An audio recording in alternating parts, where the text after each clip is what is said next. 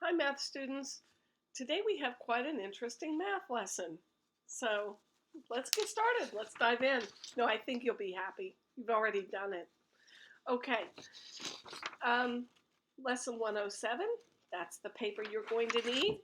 And you also need your green student notebook. If you will look at page 107, side A, I want to point out to you your lesson for the day. Go down to number 5. We're going to do that first. And I think this will sound familiar to you. It says, list the factors of 20 and 24. Do you remember when we filled out this page in your green student notebook? It is page 27. Okay, that's what it's referring to. We filled it out prematurely because I thought it would be helpful for you when you go to simplify fractions.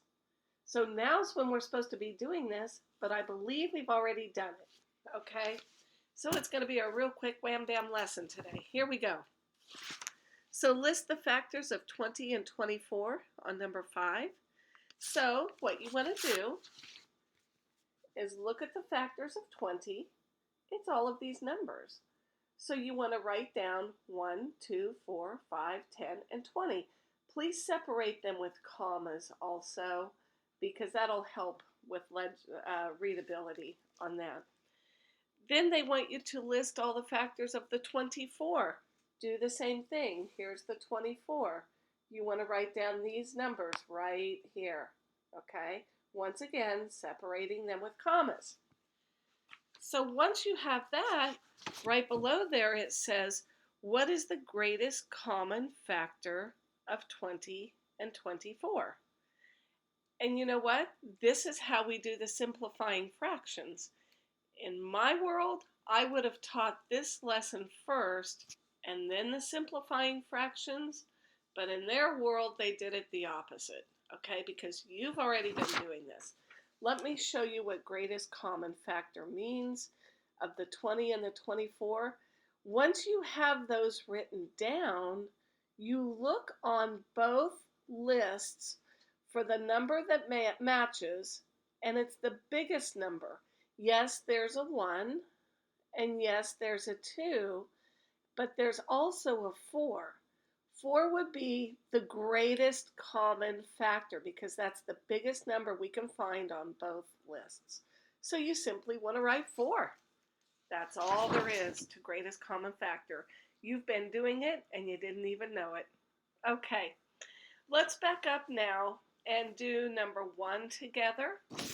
The question says, Shelby had 9 3/4 of an inch piece of ribbon. She cut off 1 1/4 inches of the ribbon. How long is the piece that is left? You're figuring the difference, folks. So you take 9 3/4, take away 1 1/4, and I got 8 2/4 because look, 9 minus 1 is 8. Keep your denominator the same and just simply subtract 3 minus 2. Okay, so I answered 8 2/4. 2/4 is the same as 1/2. So you could either leave it as this, or if you want to simplify it down, you can go 8 1/2. Okay, I would have counted either way. Let's work on number 2. This was a new concept that we learned last week. It says 1/3 of the children are boys. There are 21 children. How many of the children are boys? How many of the children are girls? Well, I made the diagram. I took the circle and divided it into thirds. Put the 21 children up here. All right? And remember we did 21 divided by 3 is 7. 7 times 1 is 7. So to divide that up evenly into thirds is 7 in each one. And if you'll really look at this, it says 1/3 of the children are boys. Right here it says that 1/3 are boys. So Here is a third are boys, so there's 7 boys. So that means everything left are the girls. 7 plus 7 is 14. That's how I arrived at that number. Okay? Good. Moving on to the line graph on number 3, it says draw a line graph to show these temperatures. What is the average temperature for the 5 days? All right, so let's take life one disaster at a time. Here we go. Monday, 17 degrees. So here's Monday, up to 17, make a dot. Tuesday, 15. Wednesday, 23. Get your dots made on there. Pause the video if you need more time. Once you have all those dots on there, then go back to the first one, connect it to the second, connect it to the third, to the fourth, and so on. You do that last. Now they want the average. Okay, we can do that. Do you see all those temperatures, the 17, the 15, the 23, the 19, and the 26?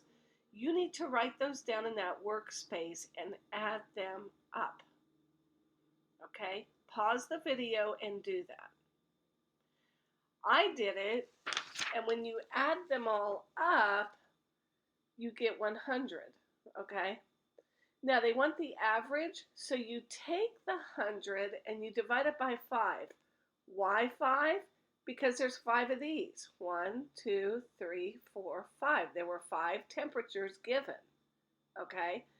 So 100 divided by 5, 5 goes into 10 2 times. 2 times 5 is 10. That subtracts out, and you pull this down.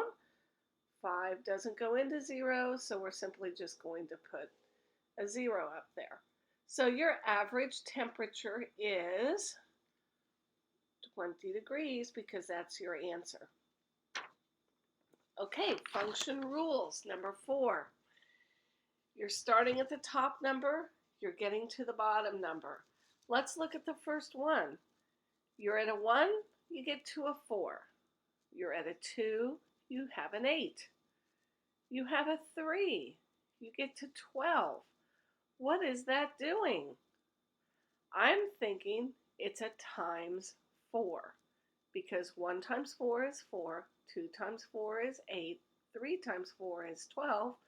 So therefore, you're going to put times 4. 4 times 4 is 16.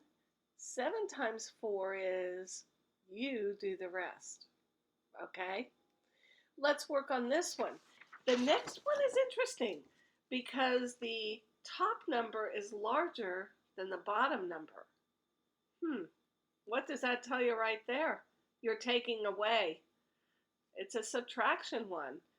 It could sometimes maybe be division, but I believe in this case you're taking away, subtraction. You have 2, you go down to a 1. You have 3, you're down to a 2. You have 4, you're down to a 3. What is it doing? Yes, it is subtracting by 1. So this is easy. 7 minus 1 is 6. 10 minus 1 is, and I'll let you finish the rest.